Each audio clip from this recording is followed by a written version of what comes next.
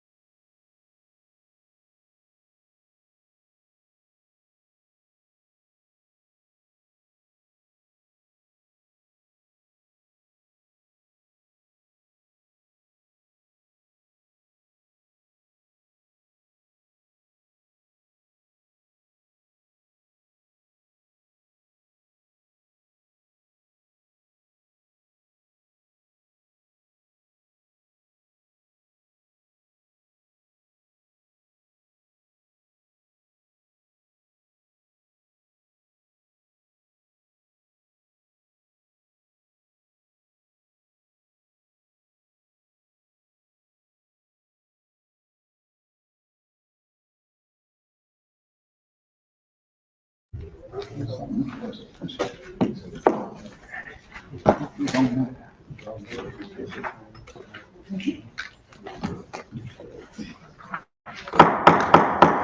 evening. We're going to call this meeting to order. City of New Haven meeting agenda.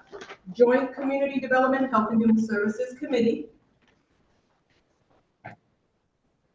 Board of Alders, New Haven notice the Joint Community Development, Health and Human Service Committee will meet in person on Tuesday, April 29th, 2025 at 6:30 p.m. in the Board of Alders Chambers, 165 Church Street, New Haven, to hear from the city departments and software proposals concerned. LM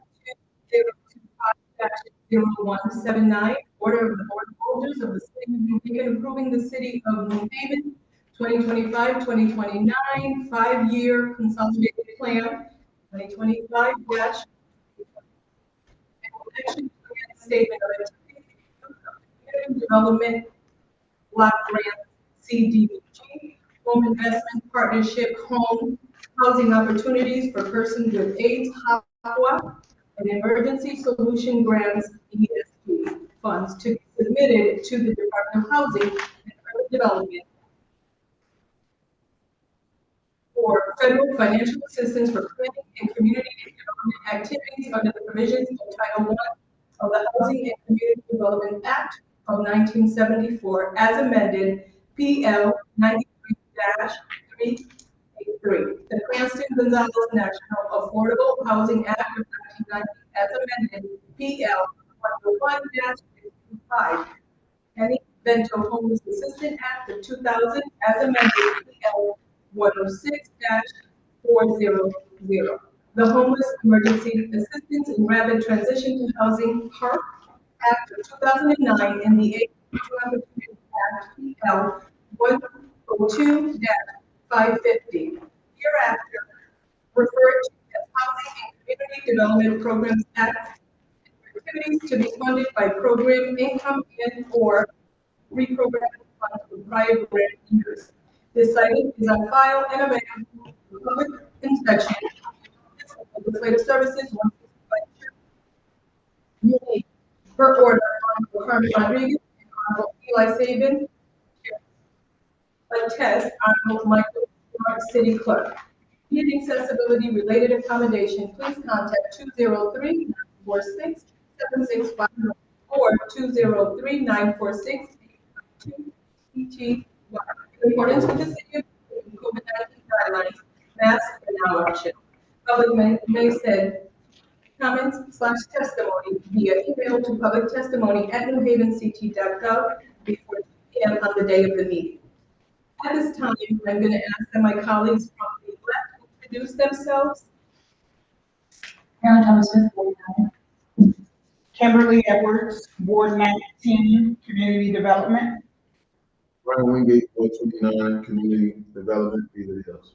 Carmen Rodriguez, Ward 6, Chair of Community Development. Ward 7, Chair of Health. And same Ward 5, Sarah Miller, 2, Madam Chair, discussion on software. Not a problem, thank you. Frank Denti, Ward 15, Community Development. Okay, at this time, we do have a list of presenters. The first person that we are going to have presenting is City C, Ms. Gilson. Okay. While you are headed to the table, we ask that everyone give us your name and address for the record, and we will be having 3 minutes of presentations from each everyone who's presenting. Thank you. I am Ms. Mendoza. I live at 166 Street, and I am the Director of Development for City Seed, and we have 2 proposals for public service. Our mission is to engage the community in a growing local food system that promotes economic development and sustainable agriculture. Just want to thank you all for your continued support. You're all City Seed in our work, so thank you for that. We had two proposals, as I said, one for our farmers markets and one for sanctuary kitchens. So we'll start with our farmers markets. We're currently requesting $39,352 in support of doubling our senior farmers market nutrition program dollars for all of our markets this year. We didn't focus mostly on the house market, but we expand that as we see the growth need continues year over year. Right now, according to data, even 17% of 14,000 seniors live in poverty, which is 9% higher than the state level. We have seen our nutrition systems grow exponentially over the past few years. Pandemic and just moving into kind of the nature of the economic situation is. So we expect to collect about $50,000 in farmers market nutrition program dollars this year alone. So the situation is fairly clever. We really plan on continuing to put those dollars because it means keeping more money in the pockets of seniors and giving them access to local and healthy food. So it's really important that we continue to do that, partner with our services, for transportation to our markets, to make sure that people have access to markets to purchase the food. We do a lot of outreach in particularly to make sure that people are aware of our services and the fact that we do double those dollars. And we plan on running 97 markets for 2026 year, and we will collect the data from all of those farmers market nutrition program information. So that's our farm. Thank you. Do you want to do questions about that one first before moving on? Or? So we're going to do questions for all the members that are here at the end. Okay, great. Okay, so you can continue. Thank you. So Sanctuary Kitchen is a program of City Seed. It is a co-nutrition program. So all to new to you, relatively new. So we're looking for $1,000 in support so we can expand that training program. We want to have an additional cohort this fall of potentially about 10 immigrant chefs and continue the development of the chefs that are currently working in our kitchen. We have seen that the professional landscape for immigrants and refugees right now is a little tricky and unstable, so we're really trying to make sure that they have all the skills that they have to find meaningful employment. So we have a job training program, which includes culinary skills, culinary arts, English language learning, and then they have paid externships through community partners throughout the city. So we're looking to have money for those paid externships. That way we can make sure that our community employer partners are supported as well as the trainee participants in our program. This year we already have a cohort of 2 participants right now. That's in its 4th month, I believe, and we have 70 applications for this cohort, which is about 3 times more than we've had in the past. So we're looking to really expand those numbers. And like I said, for the 2nd cohort for the year, which is the first for us, we're looking at a 100% graduation and placement rate right now for the program. So, yes. All right, stick around. Again, we will be asking if any of my political questions. What in the Great. Thank you. Thank you so much. At this time, I also would like to acknowledge that Elder from Ward 27, Elder has joined us. Thank you. Our next presenter is going to be Mr. Brown.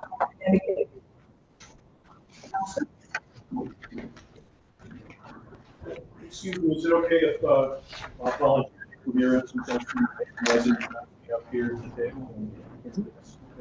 As long as you guys provide your name and address for the records, absolutely. Thank you. Thank you.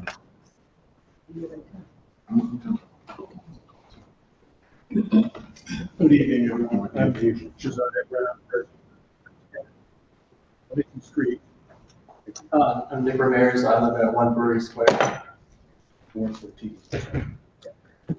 So I submitted some testimony in advance, so thank you. I submitted testimony in advance and we'll leave that to the extent time allows, and of course, any questions at the end. Thank you for this opportunity to testify on behalf of Connecticut Court Appointed Special Advocates, CASA, New Haven-based nonprofit that's grown rapidly over just 5 years to serve 7 of the 10 child protection courts statewide. New Haven Court remains our largest, and this CDBG request is targeted toward our local. The CASA movement brings to our state this proven approach to improving outcomes for those in the child welfare system. 2016 state and local makes this possible. Cultivating resilience is fundamental to anyone working with children and youth. As part of the national movement for children who experienced abuse and neglect, Connecticut CASA's volunteer advocates play a catalytic complementary role with professionals from social workers and attorneys to educators and health providers. Work with and for children ranging from birth to 18 in both foster care and protective supervision.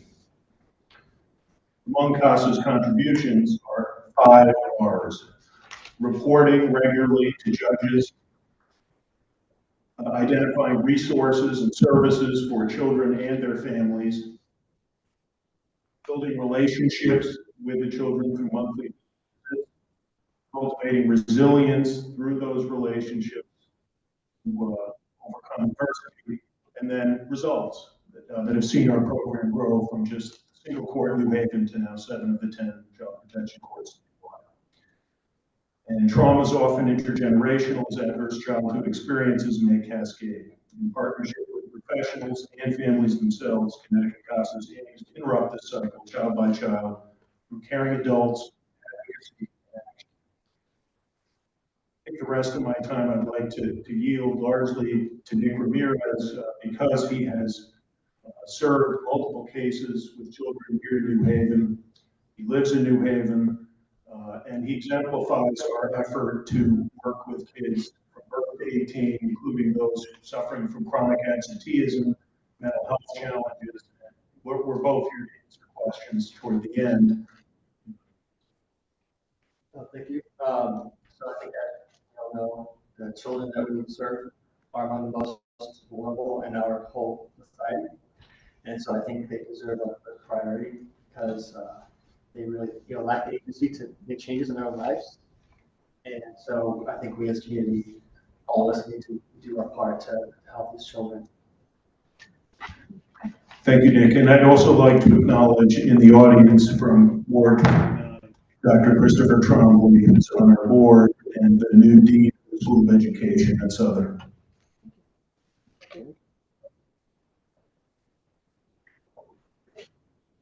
Our next presenter will be Dr. Washington from Ms. Bob.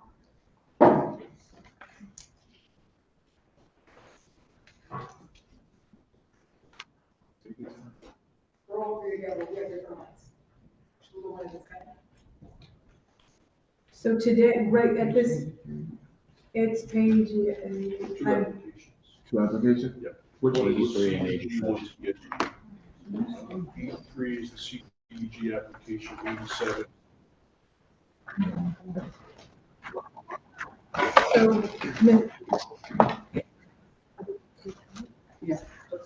So Ms. Washington, we're going to hear from you first, and Ms. Washington. Please present up. But I can do both. The numbers and the mentions, like your name and address for the record. I mean, name and address for the records. Valerie Washington, 41 Gilbert Avenue, in Connecticut. Elena Lawrence. 29th Street here. So we are presenting on behalf of the 75-bed facility. We've been, our facility helps men that are experiencing homelessness to get jobs, to get health care, to get apartments. We've been having a great successful rate. This month we actually have 6 men that are working and currently working in the house. So we're presented today for $150,000 requested funding to help support our ongoing operation. The personal costs, we would like to hire full-time rehousing and case management staff to provide individual support services to the client, shelter operation covering costs associated with meals, toiletries, clothing, and essentials, food, bedding, and laundry supplies, offering mental health support, financial literacy, job training, readiness, employment specialists, family counseling, conflict management, recovery groups. Our objective is to increase access to permanent housing, to provide a safe and supportive environment, improve health and wellness outcomes, achieve self-sufficiency, increase supply of decent and affordable housing, stabilize neighborhoods, and to provide a continuum of housing and support, and to address needs of homelessness and at-risk populations. And whereas for me, I will be presenting for the 75,000 economic development. And as we stated, we are a certified shelter. We reside on 645 Grant Avenue, where there are several needs for peers, such as a front-facing fixture. We have like some broken windows and wood covering it currently. We want to improve it for our partners, our shelter guests, and the community. It is also will be problematic because of our sidewalk is broken, like some of them is high. We want to fix our sidewalk, our driveway, the backyard, we want to provide, like a greater fixture for our clients to go outside to do things like that. It is hazardous for our residents, visitors, as well as the community that's passing by. We also like to put up a gate because we are closer to the neighborhoods where there's bus stops, just to make it a little more privacy and make it safe for the children at home. Bus stops and school and things like that, so we won't develop company that does not belong. So basically, that's why we're 24 hours to eliminate the men standing outside, waiting in line, it's over capacity. So.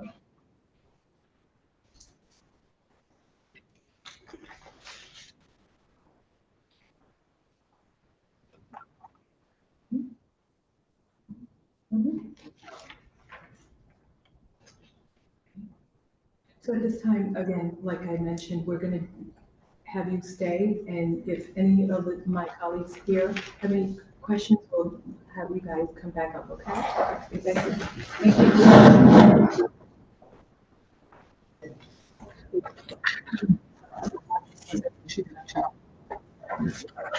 Thank you. Here is Ms. Ann Harrison, Work Alliance.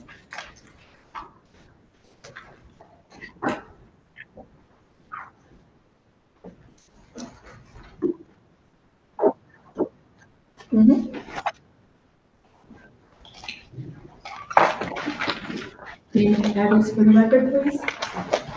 Ben Harrison with Workforce Alliance. We're located at 370 James Street here in New Haven.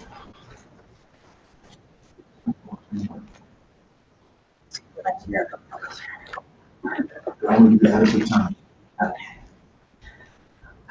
Well, thank you. Thank you for having me. As I said, my name is Ben Harrison. I'm with Workforce Alliance. I am the Director of Strategic Initiatives. Workforce Alliance is the workforce development board that serves all of South Central Connecticut. And as the board, we are responsible for employment and training policy and programming throughout the region. But the project that we've submitted will have a specific benefit to New Haven youth in a special way for its focus on the creative sector and our location in the Fairhaven section. Just a little background, generally about 45% of people whom we serve come from New Haven. Last year, that total number topped about 13,000 people. When it comes to young adults, that percent actually jumps to more than 90% of New Haven residents. And that's thanks to things like the Connected Youth Employment Program, our Project CEO, which is a leadership and career pathway program, and other career readiness and community-based programs that we support. What we're seeking your support is actually a new venture for us. And this is something that will fill a gap that has been identified by the people we serve. So, New Haven is the cultural center of that.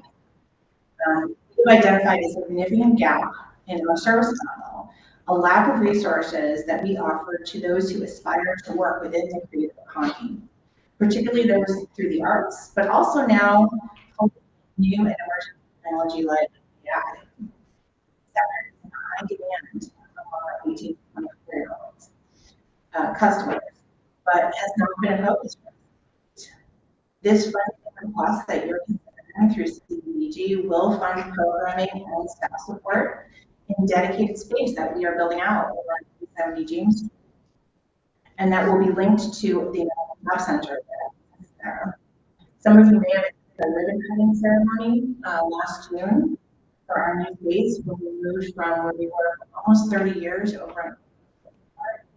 So if you did not attend our community, I draw down and take a tour. It's really amazing space. And those who utilize it explore career pathways, will gain hands-on skills through foster entrepreneurial goals, and we will connect them to other services and training resources through the American Job Center.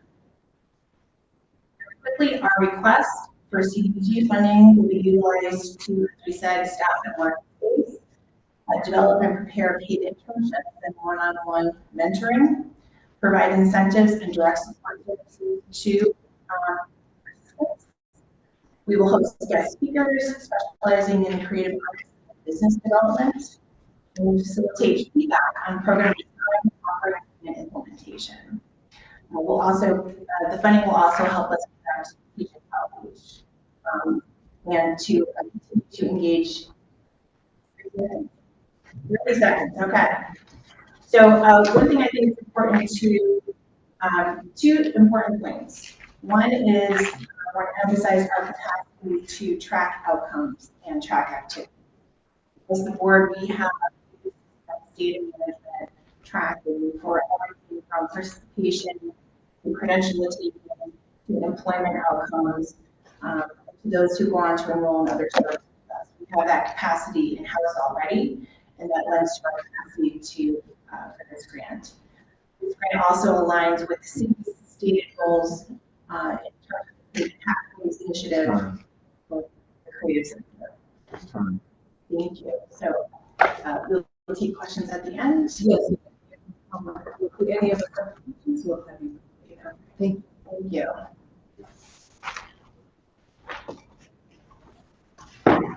Our next presenters will be Dr. Kumba.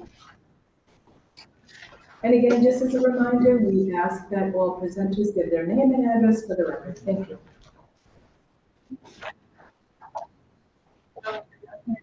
Dr. Fazone.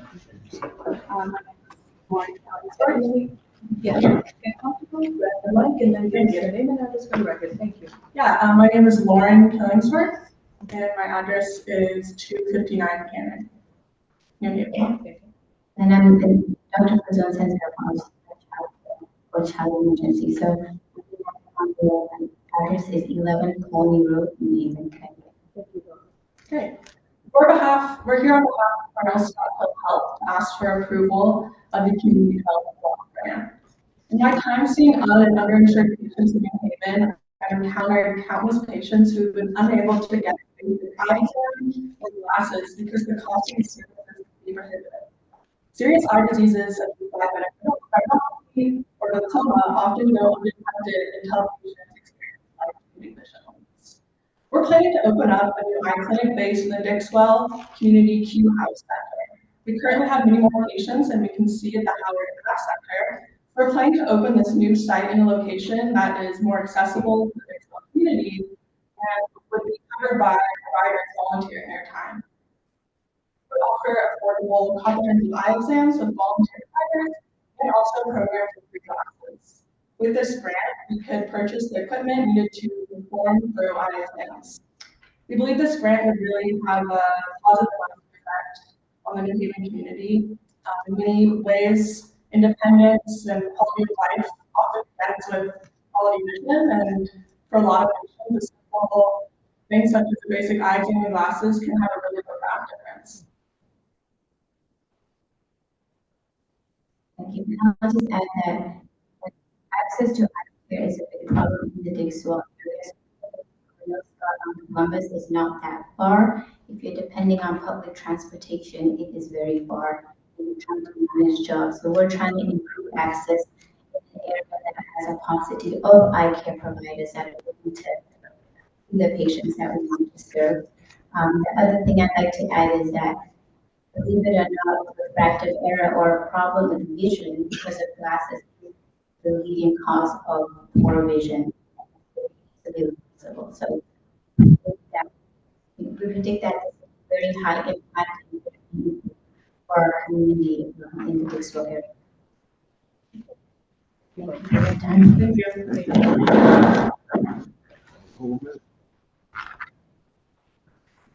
Our next presenter is Sylvia Cooper from Christian Community Action.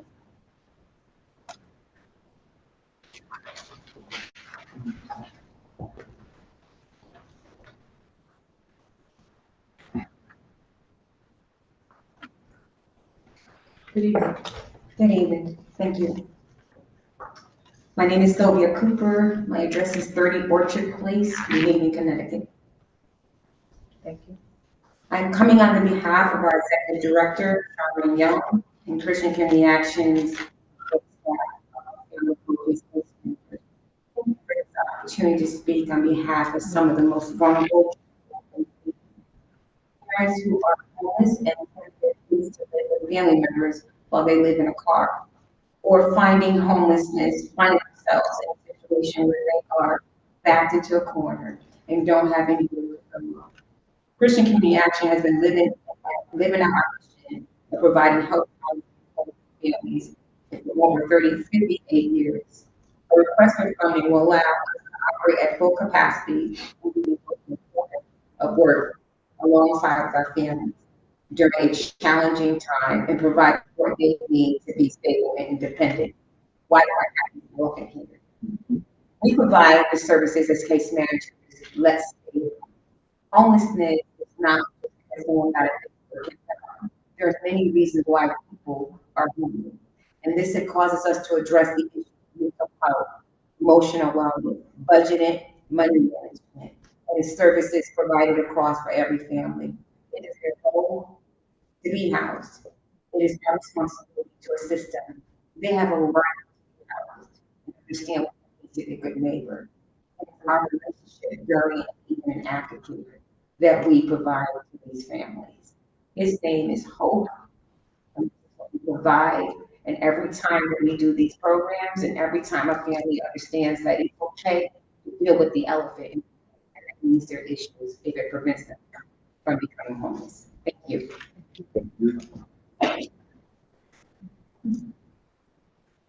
Our next presenter is from Legal Heights Social Integration Program, Mr. Harold Brooks.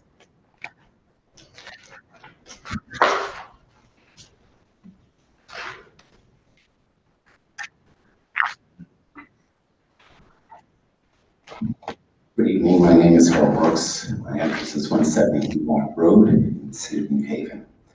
We had two asks from the social integration program, and so I'll do the first one. Food insecurity.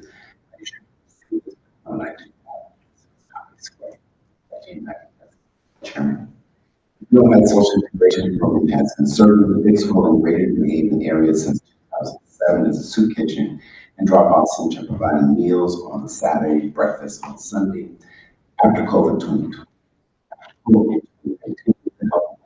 food pantries established to seek to reduce food insecurity. Notice within this national snack an increased number of people visiting the pantry from low to middle income. Currently serve folks from all income levels due to grants and donations. The pantry open second and fourth Tuesday of every month. However, we're listed as 2-1 pantry, and we're available Monday through Friday for emergency purposes and through Tuesday. And so we partner with the Connecticut Food Share and Midwest Food Bank, along with other participants, with grants and donations, and supply much needed food items. We can serve children, seniors, and people with disabilities until the ask is 15,000. We have some statistics that shared with you. Unduplicated people served is 2,743 within the New Haven community. Unduplicated households served is 984. Total visits of low income clients is 1,067. U.S. Department of Agriculture website children and adults with food insecurity is 8.9% of households with children. Approximately 7 million older Americans face food insecurity in 2022. The older adult food insecurity rate in the United States was 11.9% in 2022. Seniors of color are more likely to experience hunger, and caring for grandchildren increases the risk of hunger. In 2023, more than 50 million people received food assistance from from the food sector, charitable food sector, which would be his ministry. Our goal is to reduce those figures by social integration programs able to establish our own 501c3, and so which allows us in 2024, which allows us to partner with other community groups. In addition to the food ask, we also have an after-school summer enrichment program, and that asks is also 15,000. It's a two-year-old program that's located at Wexler Grant and Lincoln Bass. In May, in our last summer enrichment program was a 5-week program located in the classrooms of Fellowship Hall at Beale Heights. Funding is requested to support both programs. Our tutorial program focused on increasing math skills through native accounts. Native tutorial initiative sponsored by Ron Coleman, the executive director, so we partner with him. During the school year, we focus on 3rd and 5th graders in the New Haven Dixon community. Our goal is to increase their math levels by addressing educational inequalities in some of our schools. It's a non-traditional program that encourages and engages students to love math and reading. The National Center for Education Statistics states the average 4th grader mathematics score decreased by 5 points and is lower than all previous assessments due to COVID. The Connecticut Department of Education states that Connecticut ranks 37 among the states in terms of change in math achievement between 2019 and 2024 and 29th in reading. The average student achievement in Connecticut remains more than half the grade level below 2019 levels in math, 59 grade equivalents, and 54 grade equivalents. Compared with national averages, Connecticut's 4th grade students outperform their peers in reading and score in art and math. Connecticut's 8th grade students outperform the nation in both subjects. Our after-school program and summer enrichment programs work to increase scores during the school year and maintain them during the summer.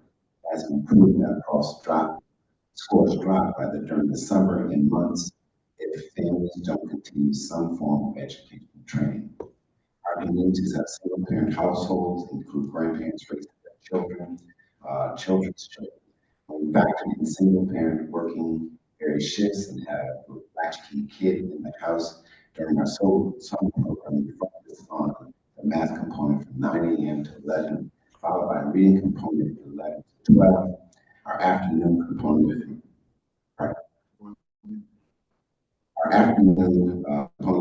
is from 12 to 3 p.m. Focus on sports, arts, and educational field trips. It's a cost-free program to the parent and guardian that keeps the youth fed, safe, and active. Thank you for your time to listen to me, both of those requests, and hopefully you will be able to support and fund both these programs. Thank you. Thank you. Our next individual is from Continuum Care, Ms. Deborah.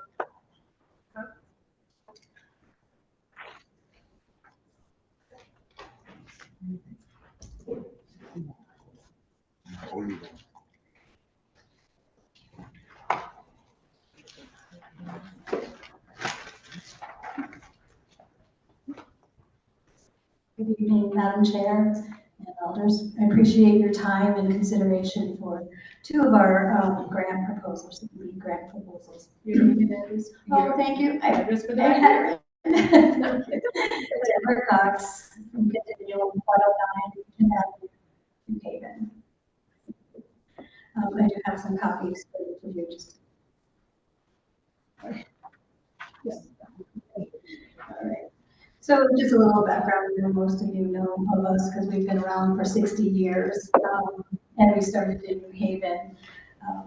But our mission in New Haven is to enable people who are challenged with mental illness, intellectual disabilities, homelessness, and as well as substance use to rebuild and thrive in the community. As I mentioned, we've been around for 60 years and we have about 60 properties. About half of them are in Houston, and the rest are scattered around Connecticut. So we have our properties range from crisis housing, homelessness, long-term housing, transitional, step downs, and all of them have some wraparound services. Management, clinical services, therapies, and medication. The whole concept is really to bring people into the community who otherwise might be hospitalized, institutionalized, or in jail. So, and we teach them, we help them stabilize and live in a way that they can be members of the community. The first request we have is for our step-down house, which is on 979 Quinnipiac. Oh, no, yes, sorry, it's our crisis house. I have it on 979 Quinnipiac Avenue. So this step-down serves approximately 7 to 9 people at a time. They're all adults. That is who we serve. The purpose of this, we're noticing that all of the programs that we have, our clients are, and some of them have physical disabilities as well, and it's growing more and more. The purpose of this one is, this particular task is to create an ADA accessible house for people to step down. That would include a handicap ramp with push-button doors and recognition for floor bedroom and bathroom, and completely got the bathroom. And this is not an expensive position. We've had it quoted. It's the 1840. The house was built in 1840. We bought it back in 2012. It's 2,860 square feet, and it serves about 100 people or more. They stay with us for 2 weeks to a month or two until we're able to stabilize them and figure out the next step for them, whether it's housing or therapy or a longer term situation. We may be in our place or somewhere else. The next one is at 384 Edgewood Avenue, which you may have been familiar with because it used to be our crisis housing, but now we've moved them over.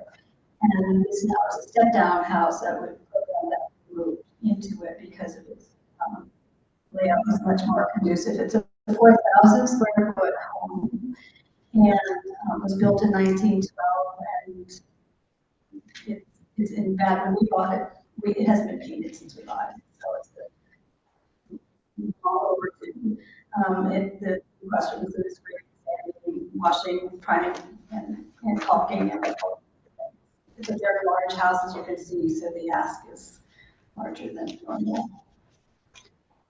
So Continuum has a similar goal as one of the goals of New Haven. It likes to have, residences that are conducive to healthy living, safe, and both of these requests really align with that goal.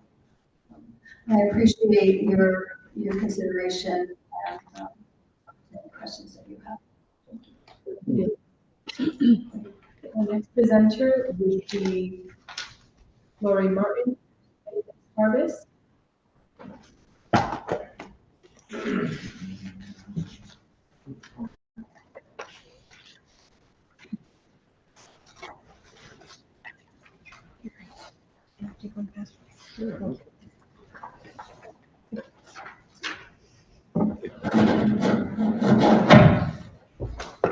Hi, I'm Lori Martin, 24 Sherland Avenue. And good evening. Thank you to the members of this committee. Walters, I appreciate your work and dedication to the city. I am the co-founder and director of Haven's Harvest. Our mission is to build community and reduce food waste or rescue the time. And some of you know about the work, seen the work. I'll say this far in 2025, we recovered 634,000 pounds of food, but with 4,000 runs. And this is work done by volunteers using our app. Some of the members of our partners up here, they've already testified. We get food, so I'll just send you this as well. We get food to some of the libraries, clinics, store homes, faith communities. also food pantries and soup kitchens, but those aren't the places. Almost all the public schools get some food, it goes in the front door, there. And what we address the ALS population, which is 59% here in New Haven. So when we share food with any of the nonprofits, we say this food belongs to your community. Please share it, for staff and families, clients, for this, not just for those in need. Everyone with the mouth is person in need, and given that 60% of us are in the ALS population, we coordinate about 30 to 40 runs per day. We average covering food for 5,200 pounds this year per day. It's a pretty significant amount, a lot of good nutrition. Discussion, I would say, even about the isn't easy way for schools to send some bit of food home with folks. I've been discussing this with Sue Lagarde over the Very Health Clinic. If we can give families a free loaf of bread, that means they can read $3 or $4 to fill the bread with protein or veg. So it's important we help families and even nonprofits. Sometimes we share with nonprofits so that they don't have to spend other program dollars to have snacks and things for children and clients. We invite you to see our warehouse at North Street. Would love for any or all of you to come, see what it looks like. We also do a warehouse program 4 days a week, times in Orange, times in Naugatuck. If you'd like to see that, we move 6,000 to 10,000 pounds. We bag it up in IKEA bags, and we have different volunteers who move it into. These are really amazing ways for social connection and people who want to show up community in really limited ways. This pick up, the drop off, and we can really engage in relationships. It's really work, but it also needs investment. We talk about food recovery. It's really a new part of the food system. In the last, we found this 2 years ago, food that goes to waste that should stay in the community. It's still good, and we shouldn't walk away, consider it out of state, which is what we try to do. We should pull the next up and the food should go to people. Thank you very much. Thank you so much. Our next presenters are Youth Entrepreneurs Inc. Laquita Joyner McGraw.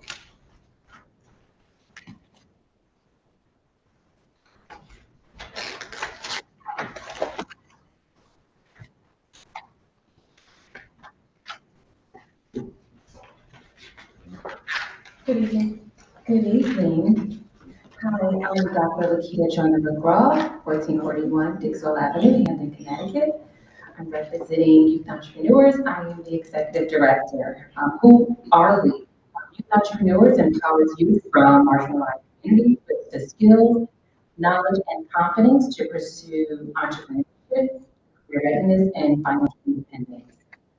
We work in close partnership with schools, the community, and organizations to directly serve our students here in New Haven.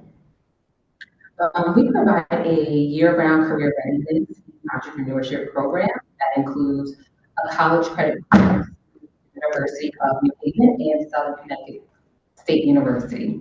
We also have career readiness workshops, resume writing, interviews, and budgeting. We also provide financial literacy training for our students. And one of our claims to fame is our entrepreneurship and pitch competition. We'll be having a battle of the high schools in New Haven public schools. That is from Metro, across Korea, and also higher heights. And we also connect students with local jobs here in New Haven with Youth at Work. The funds will help us with personnel costs for program facilitators, support staff, student stipends to support their participation, and program materials, technology tools, and facility rentals for workshops and additional events. That's all I have to say. Thank you. Our next presenter is New Haven Pop Warner Football, Mr. Leonard Zahad.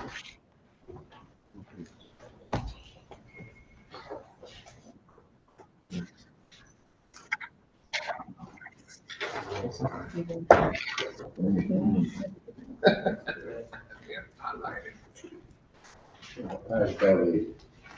Good evening, name and address for the record.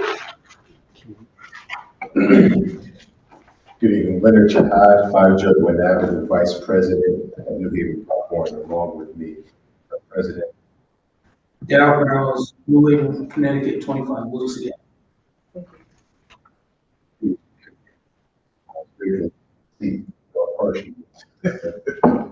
We represent New Haven Popcorn. We serve 220 to 230 youth ages 5 to 13, and actually 14 if they turn 14 during the season.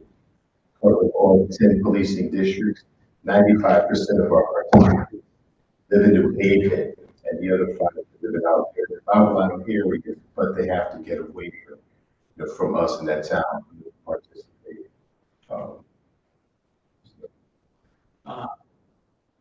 Started back in 1989. Melvin Wells, late Melvin Wells and William Griffin took it over in 1992. I became president in 2020.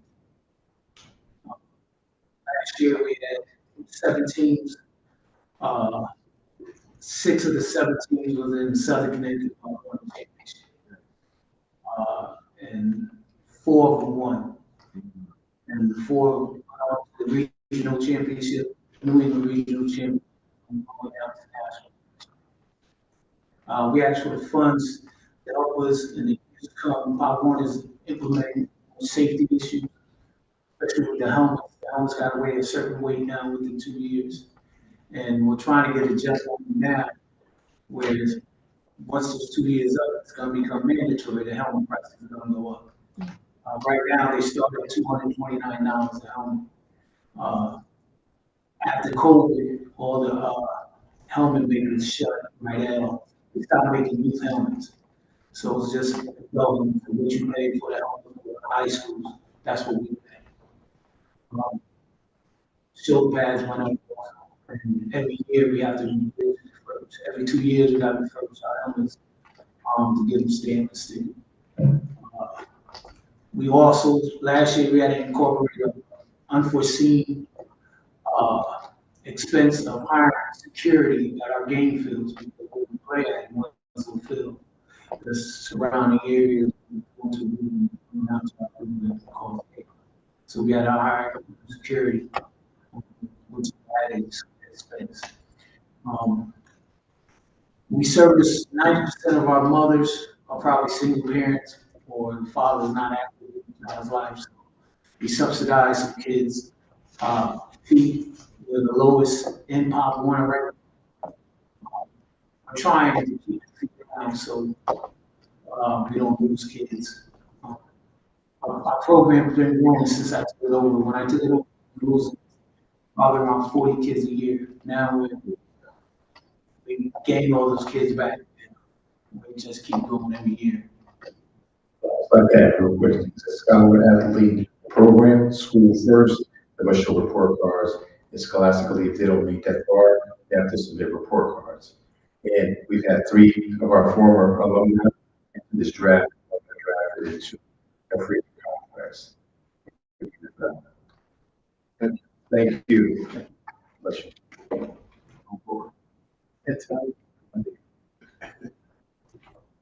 Our next presenter is United Way of Greater New Haven.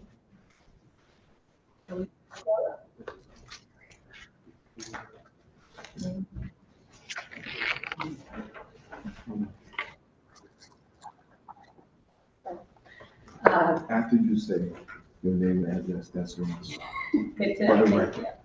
Good evening, Kelly Fitzgerald. I'm representing United Way of Greater New Haven, address 370 James Street, New Haven. I'm here to represent a request put in by United Way in partnership with CPAN, the Coordinated Food Assistant Network, to hire some staffing for part-time staff at WIC outreach as well as community health worker to support households that are going to pantries. You've heard from a number of people already talking about the need in the community. 60% of Alice households 39% of people are reporting food insecurity. But the utilization of some of the resources that are already out there are lower than we'd like to see for many reasons, including difficult to access, stigma, and other reasons that are in many cases limiting the resources that individuals have. And so in alignment with the CFAN advocacy agenda this year, we're really committed to providing additional support to families that are going to pantries in order to make sure that, one, they're able to have as much food as possible for the dollars that are left on the table tied to SNAP and WIC is a missed opportunity for many of the families. And we think with some targeted outreach, we'd be able to reduce that gap. And then the second piece about the community health worker, we know that many of, if not all of the families going to the food pantries and others have many complex needs, and food insecurity is one of them. We believe that targeted staff time at the different pantries would allow for a more cohesive experience for people to address multiple needs, have meaningful conversations at locations that they're already going to with partners that they already trust. And so ultimately, our hope is to be able to address the many needs that households are facing through this initiative. Got another minute. That's okay. I'm going to save everyone because we have a minute. Okay. Thank you. Thank you so much. Our next presenter is Ms. Georgia Colburn, Hope for New Haven.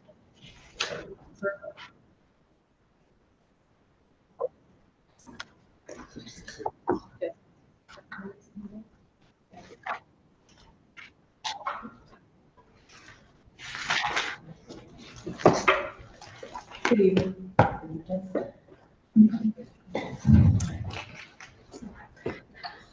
Good afternoon. Well, good evening, I guess it is. My name is Georgia Goldberg, and I am the co-founder of SNAP.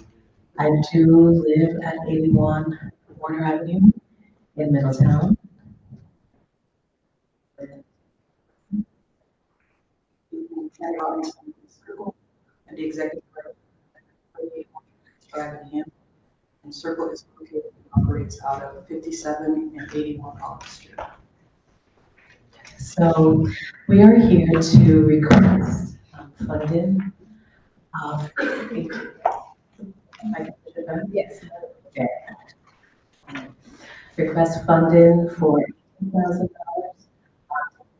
for childcare providers across the state. Our organization was started in 2016. In response to Dr. Walter Gilliam's report on out-of-school suspension of Black and brown children. And our decision to support those children was to ensure that the places that they were learning and spent most of their time was actually well resourced. As many of you know, childhood is a huge part of a parent's budget, and part of the ways that we help to support that is to support themselves. And the way that we do that is to ensure that funding that's available, whether it's at the state level or at the local level, that we come into those spaces to ensure that we can access those funds and meet them on childcare businesses, more specifically childcare businesses that are serving children and families of color who are under-resourced. Some of the success that we've had include securing over $4 million in funding for those childcare businesses. That is a way to reduce costs for those business operations, so that way they can also pass on the increased costs to the parents. And specifically, we have secured over $1 million for providers in New Haven to support families by eliminating or significantly reducing their childcare costs. We have been charged with managing $1.6 million on behalf of the city to ensure that providers in the city can also have access to funding to do workforce development. We have made over $800,000 available to those childcare businesses so that they can do professional development to increase the skills of their staff. We are currently working with Christian Community Action Agency to establish a new center in New Haven that is specifically designed to serve homeless families, because homelessness is 30 seconds. it's a huge barrier to childcare access. We are also working with Boston Federal Reserve also to establish a real estate investment trust so that we can address the issue of homelessness and also increase family childcare business access. So that's some of the work that we're doing. This funding is going to help us to continue to prepare our providers to the advantage of what we believe will be $300 million that is getting ready to come down from the state. So we want to make sure that they are prepared, and I know we want to make sure that they are prepared to take advantage of these funds. Thank you.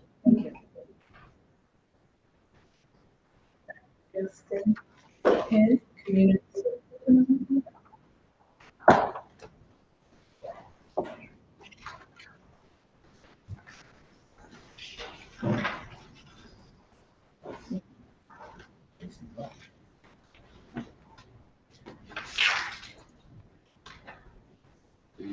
Good evening.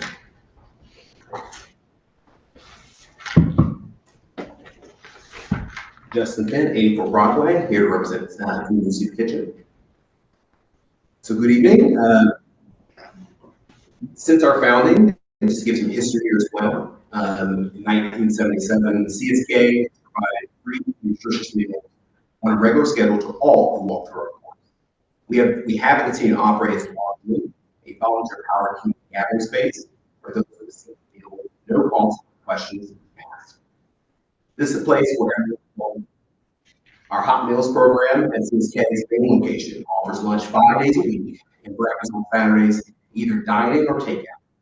We also operate an emergency meals program, delivering hot meals to shelters, warming centers, and emergency response sites. Beyond meal services, CSK also offers guest services, including clothing assistance, public showers on site, and connections to healthcare resources through our community partners, many of them. I don't have to reiterate, but also as many of our colleagues have said, and I know many of you, given your leadership in our community, that unfortunately we are facing a growing hunger crisis and many different difficulties. Despite government assistance, our numbers say that there still is an annual gap of over 2.5 billion meals that need to be provided within our community. Last year, CSK served over 86,000 meals, which was a 23% increase from the year before. This just also shows growing the community, but also why we approach this body to seek assistance, what we are hoping to achieve. To achieve and address this growing need, we hope this year that we'll serve over 100,000 meals. This will fuel our ultimate vision by 2030, being able to cut the meal gap in New Haven by 15%. By one, creating a neighborhood models of meal support services based off what we've been able to already replicate and have proven. Just last year, we were able to start our first satellite location in the new neighborhood, where we were able to have it go from 40 meals to just 210 meals in just over a matter of 9 months. Building this success, we've been on our second site in the Hill neighborhood, which opened on March 3rd. Also, we've been expanding to recently to Fairhaven. And one day, we'll really expand to other neighborhoods of those in need. While we're requesting funding, we're excited to provide meals and essential services that I've described as well. The power of CSK is that we are largely volunteer power. We have 1 full-time staff member, 8 part-time staff. We make sure our resources go towards providing the our community. And we thank you all for your support. Thank you. 84 Broadway.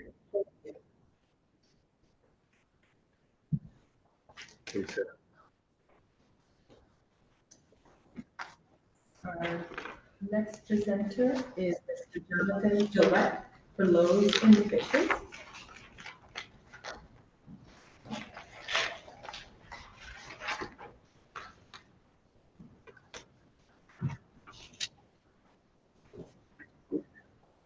My name is Jack Gillette, 100 York Street, New Haven, Connecticut.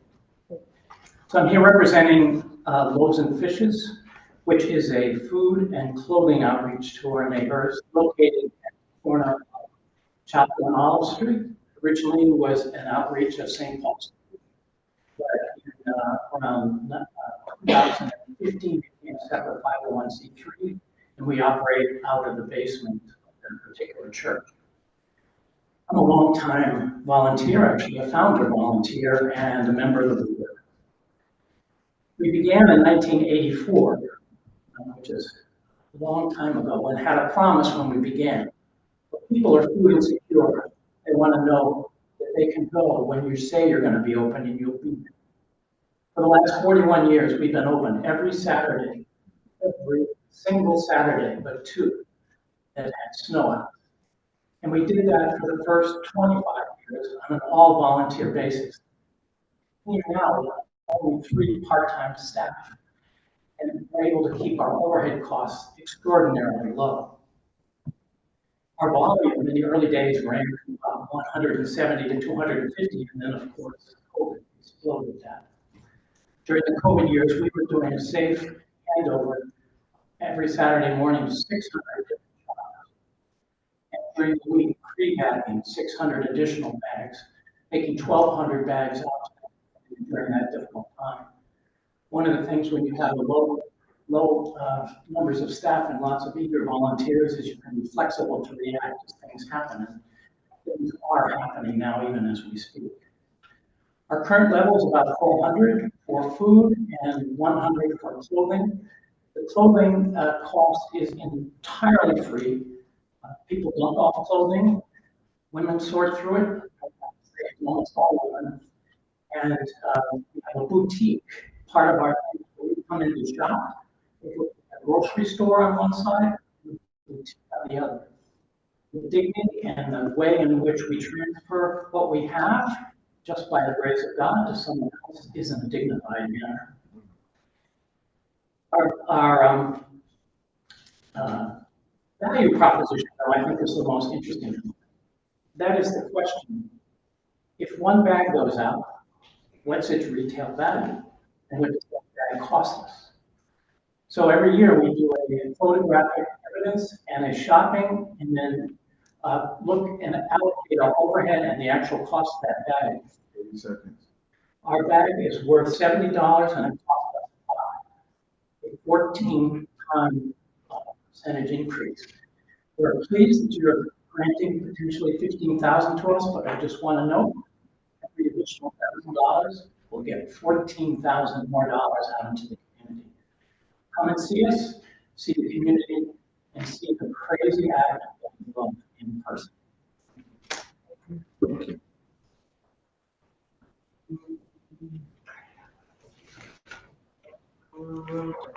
Our next presenter is Kennedy, EIR, Urban Youth Boxing In.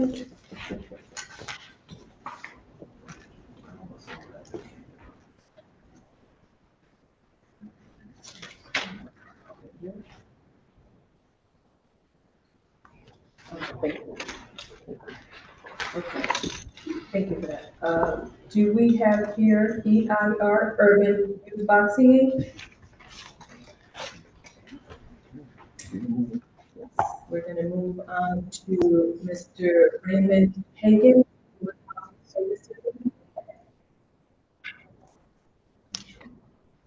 Okay. All righty.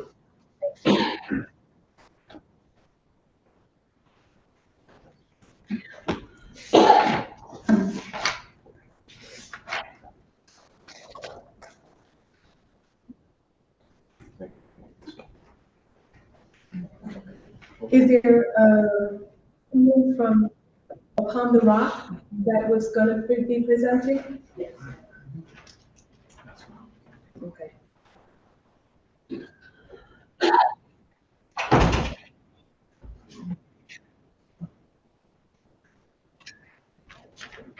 Your name and address for the record? My name is Robin Brown. It's 882 Grand Avenue, New York, Connecticut, 06511.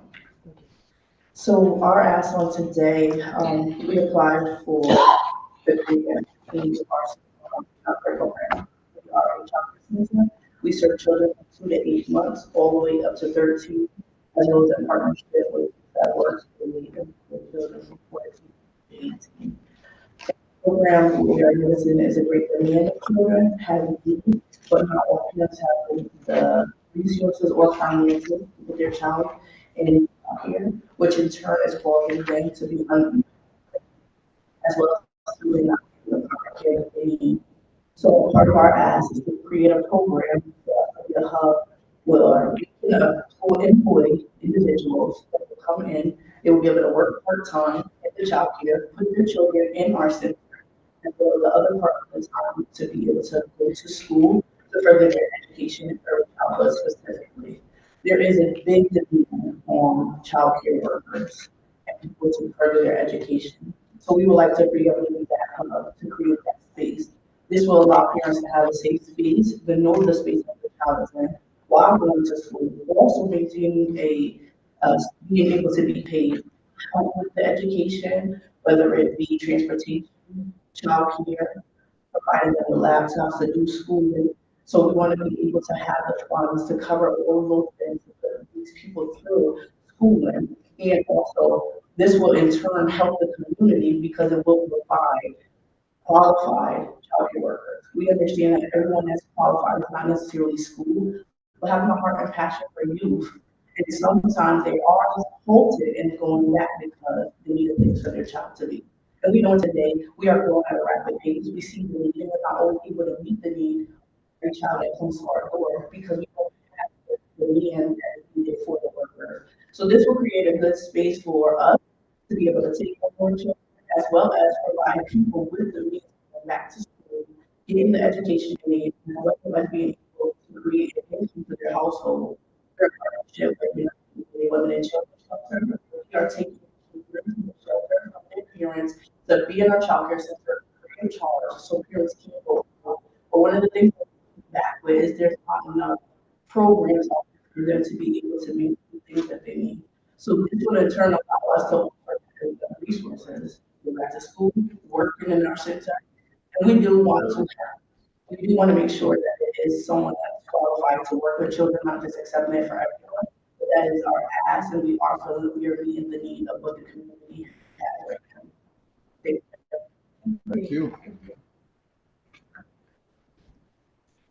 Our next presenter is Steve Berman from Desk.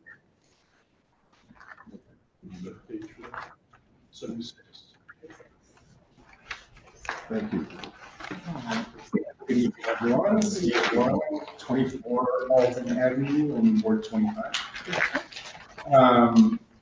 I'll start by saying that I've been coming up here for 8 years since I've been with Desk as the CD host. Proposals from food assistance organizations in the scene, which is extremely exciting. It's very good to see that the mayor's recommendation to put in almost $150,000 worth of funding for food assistance organizations, which is really a great step in the direction for doing the right thing. Is what gets through. Really, Fitzgerald was out here earlier. She referred to the coordinated food assistance network.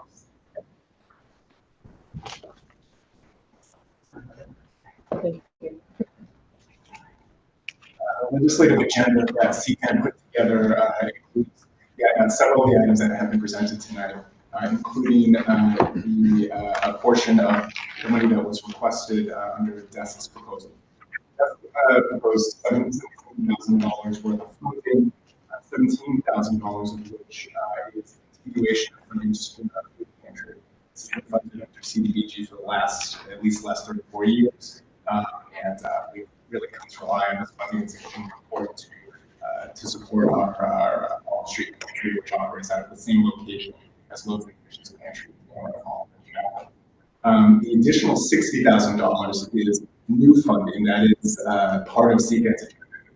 In front of you, it's the first item. It's what we call healthy food procurement. It's meant to help supplement the food that we are, the cost of the food that we're losing this year due to the Trump administration. Trump administration has already cut about $500 million to USDA's TPAC programs Emergency Food Assistance Program. This is a program through which most food pantries and soup kitchens are getting involved. We're all still doing food drives. We're all still working with organizations like Haven's Harvest and other community organizations to get our food. The majority of our food is coming through these federal programs. So we've proposed funding to help support that by purchasing through a wholesale buyers club, all of us coming together and purchasing food, fresh produce, community products. So that accounts for about $60,000. 30 seconds. Yeah, I'll stop there. Thank you all so much for your work. I really appreciate it. Thank you. Presenter would be Ms. Tamisha Robinson.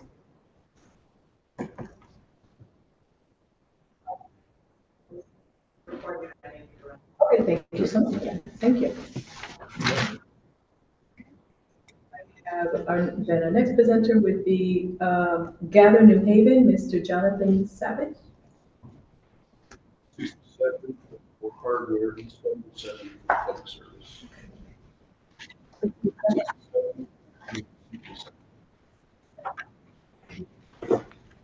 We can start with 67.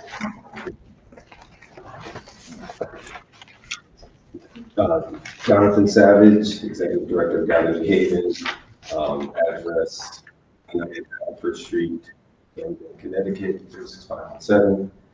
Gather's office is at 49.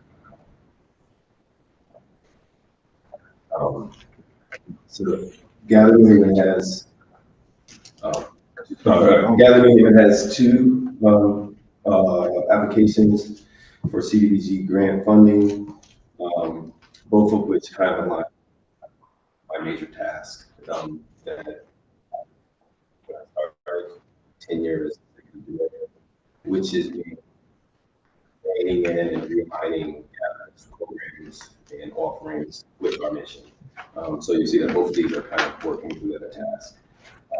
The first of which I'll go over is our public service application going around the Gather Core, which is a reimagined program about our entrepreneurs, which has been supported, thankfully supported by you all over the years.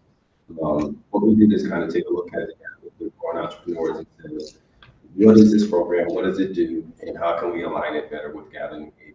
And what we came up with was kind of pulling back from the looking at the entrepreneurial side and realigning it with being more teaching youth environmental justice, teaching youth in, about the climate crisis, and kind of getting them out into our spaces. The big change in that program is going to be the kind of reduction of the emphasis on entrepreneurism and kind of the more push towards the environmental side. But the work in essence is staying the same. In my time at Gather over the last 5 years, over 40 kids have worked in our community. They've worked on our farms, they've worked in our preserves, they have worked in our sailing camp, and they've worked to help out in our farm-based program, the diabetes prevention program that we host. So we are requesting $36,700 to kind of start and continue that program again. And the hope is that we will be able to offer environmental engagement experience for the youth that are in our program, and exposure to kind of leaders within the environmental and climate justice arena. Second application that we have is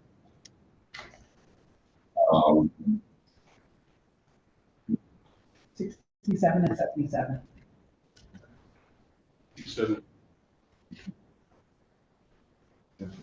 I'm sorry. It's just for the record. We have 2 items. We have 3 minutes for both items. So you do? Yeah. I mean, you know, we're running it right there for each item. You get 3 minutes. You get 3 minutes. We got you. All right, so did I still have some time on the first one? So I'll just really change the program. One is that there'll be experience in the outdoor green spaces, basic carpentry skills, raised bed building, forest management, gardening, and kind of community outreach work. They will have extensive learning of harm of invasive species and get a basic understanding of eco-remediation that's needed in our green spaces. And hope to have them learn in some environmental justice area issues that are impacting the community that many are not aware of. Just want to go with the outcomes. All right. So the second ask is a $20,000 ask for around our farming as a public improvement. So in that reimagining that I spoke of around Gather, I was farm manager for 3 years at Gather, and I became executive director. We took a hard look at what does it mean to actually have a garden in the community, and how can that garden better serve the community while still serving the purpose of Gather. The main purpose of the farming that Gather does is provide food for our farm-based wellness program. We provide free CSA shares weekly during our 18-week diabetes program, as well as monthly shares throughout the year. But it was not necessary for Gather to have its own farm, right?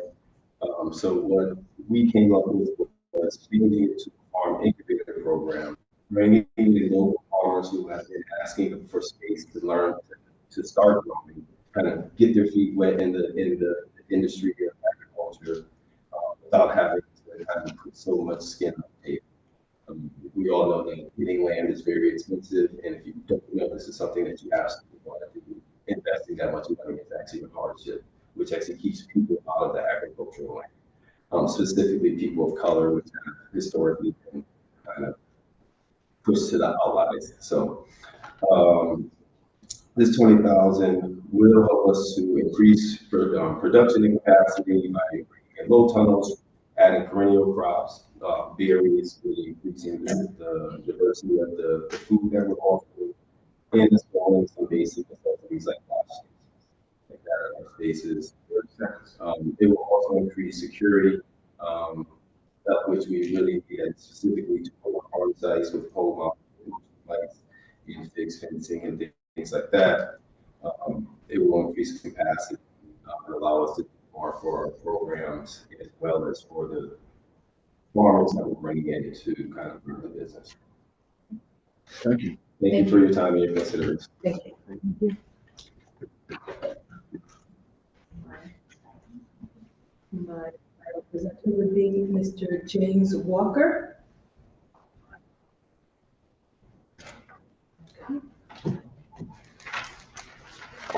That's page 66 for hardware. Again, it's Mr. James Walker here. Okay.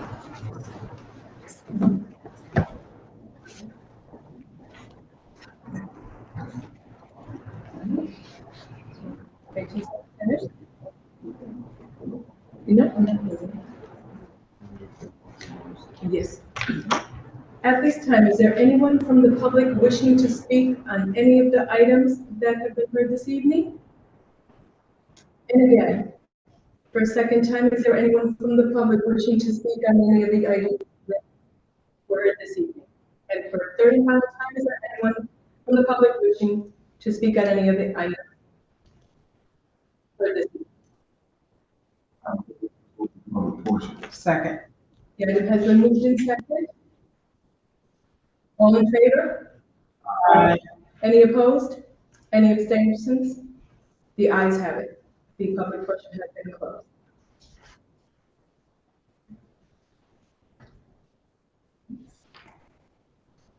At this time, is it?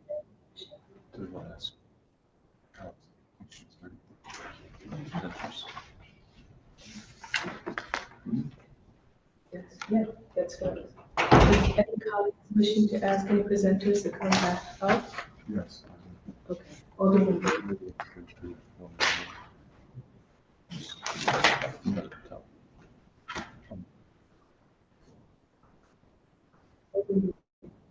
I'm going to ask upon this to come back to the table, please.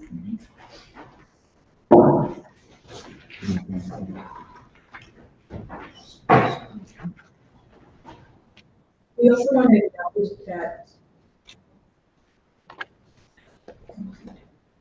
want to acknowledge that Alder from Ward 25 has joined us, Rashawn.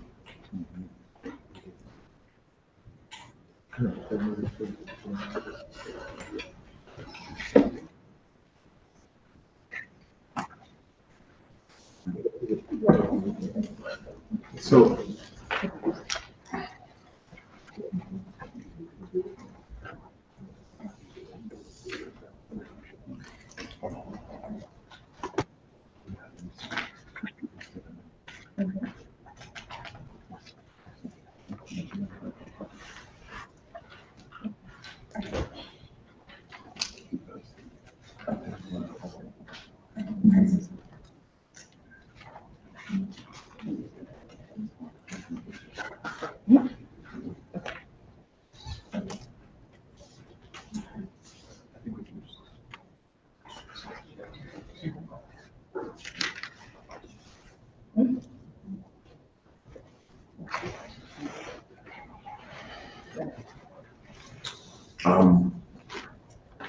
thank you, Chair.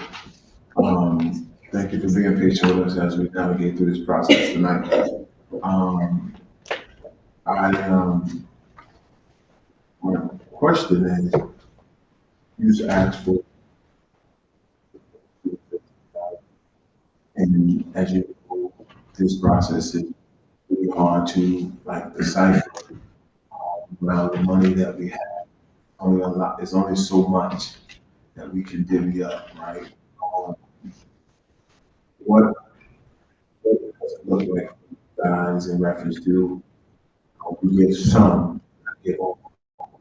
The truth of that is, we can't give all, but I know what you're doing in the community. I just want to know how it would impact if we did give what we can. How would it impact? Is that the question? Yes. So, we are located at 645 Grand Avenue, and as you know, we are across the street from farm housing. And so there's a school bus that's right in front of our shelter where kids catch the school bus. So what we do is we make sure that on the phone. So we would like to fix the back of the back pavement, that's bad. We have a, and kind of hang out, versus walking down the street in front of other people's businesses. So that would definitely go on. The fencing would also help because a lot of people do come and try to hang out. So the fencing would kind of create a barrier. In the front, we have a little fence where people just come and sit and hang out. So the fence would also help to keep the front from people coming and hanging out.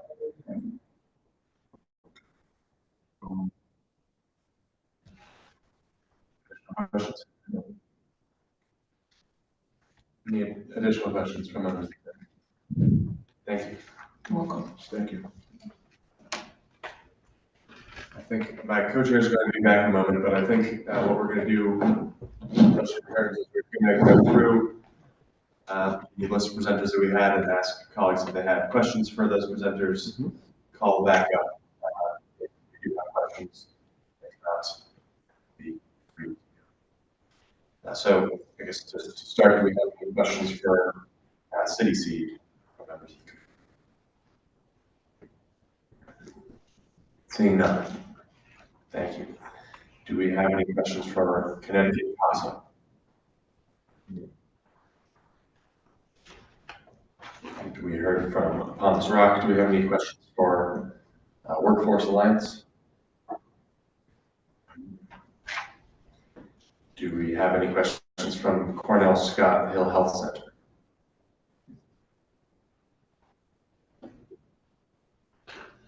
We do have a question for Cornell Scott Hill Health Center if you want to come forward. But I'll be able to ask your question.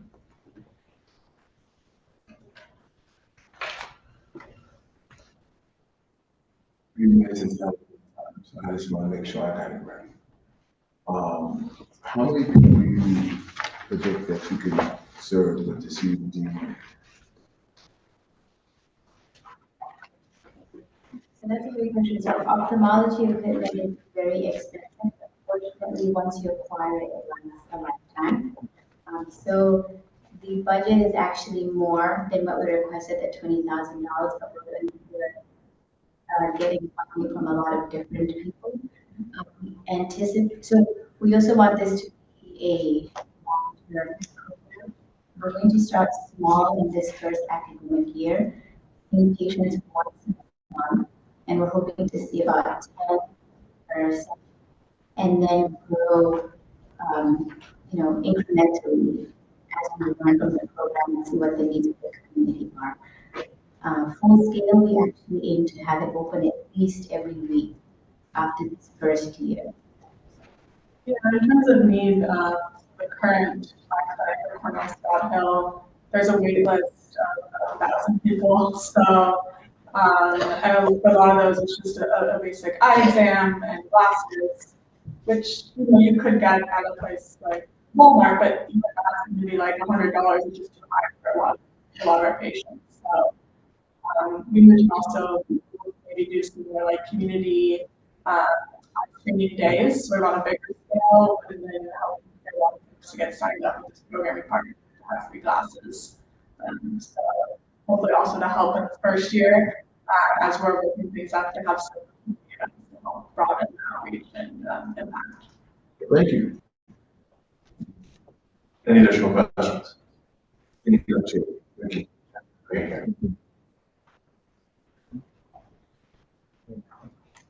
I do just want to say we really appreciate all of you being here. I apologize for the long evening, but we are moving along, and we will now ask if you have any questions for community action. Seeing none, we will ask if we have any questions. BoA Heights Social Integration Program. I did have one question, if Mr. Brooks would be willing to.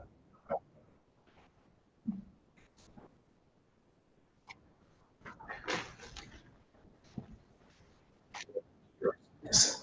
I just was wondering, you mentioned that the program is, I think you said that it was a non-traditional program. I was wondering if you could just explain what you mean by that. So with because there are two aspects of the summer enrichment program. And summer enrichment program is we partner with Ron Coleman, who former educator.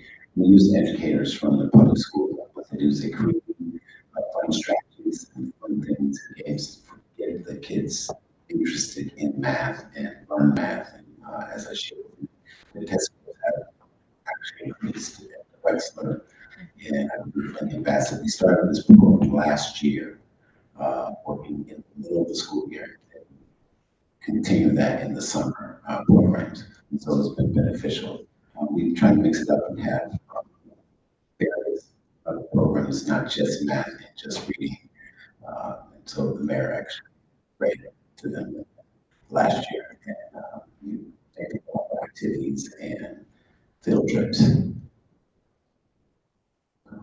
Answers your question. Any additional questions for BoA Heights Social Integration Program? Thank you, Mr. Brooks. And next we'll ask if anybody has any questions for Continuum of Care. I think I did have one question, if Ms. Cox is still here.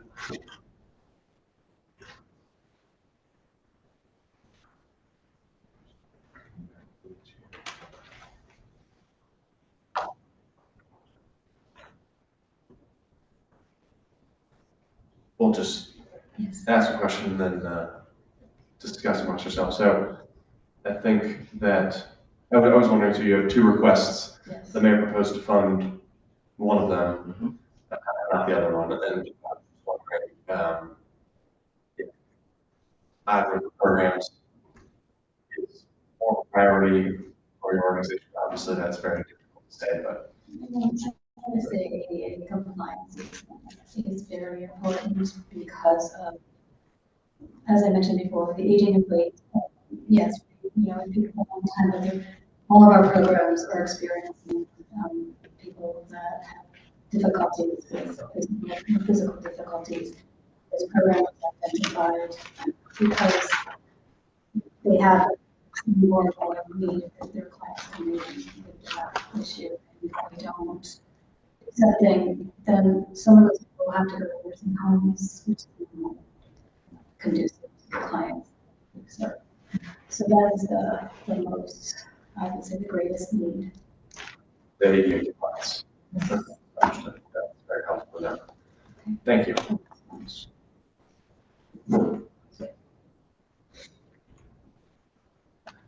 Next, we're going to ask if any colleagues have questions for Haven's Harvest.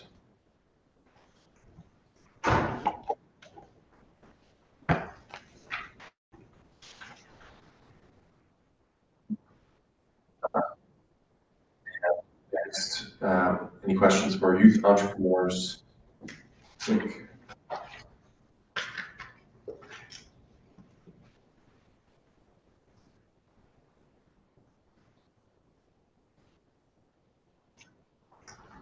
I have one question. If Youth Entrepreneurs Inc. have one.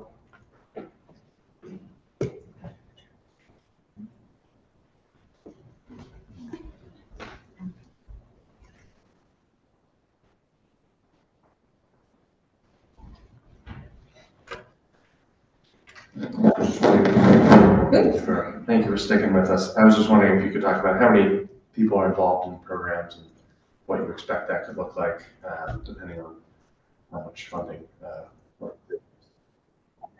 the funding will start at enrollment. We like to keep it as a small cohort. So typically about 20, 25 students per cohort.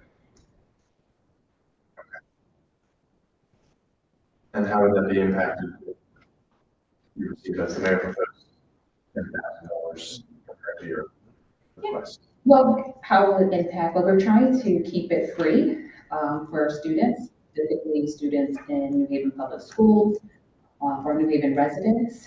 We would not want to have parents have to pay for students, but we would like to continue seeking additional funding from other sources. Understood. Thank you. Any additional questions? No. All set. Thank you. Next, we have any questions for New Haven Pop Warner football? I don't see any questions. And next, we have do we have any questions for United Way of Greater Haven?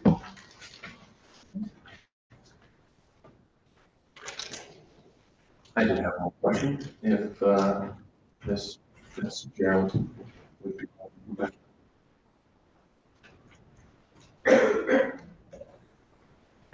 Thank you. Thank you for sticking around. I was just wondering, I'm excited to hear about the idea of trying to help folks in the community sign up for benefits that they may not be accessing or aware of. And I was wondering if you've run programs like that and what kind of results you've seen. Yeah, so about a year and a half ago, we started a community navigator program. That came directly from community conversations of community members saying there's so much there and we don't know how to access it, it's overwhelming, and so many cases that get involved. So we're about a year and a half in. We have 2 navigators. We've served over 200 people. The purpose of the program is to do that triaging. It's not long-term case management. It's to be able to understand, have a conversation, and then make the right first referral so people aren't bouncing around. And we've been able to, through utilizing Unite, see that over 55% have been successful referrals. That is like not completely like demonstrative of the whole program because not all programs are Unite Us, and so we're having to do like a secondary training, but at least for the data that we can see from Unite Us, we do see that over 55% are successful. 55% are successfully connected to that next resource, and we do make sure it's not just, oh, I have a phone number, but I've actually enrolled in, I've signed up for whatever that is. Any additional questions? Thank you. And then do we have questions for appropriate/civil? I don't see any. And do we have any questions for community supervision and duty? Don't see any. And do we have any questions for loaves and fishes? Don't see any questions. Do we hear from urban youth boxing or neighborhood housing services? And do we have any questions for our desk? Don't see any. That was.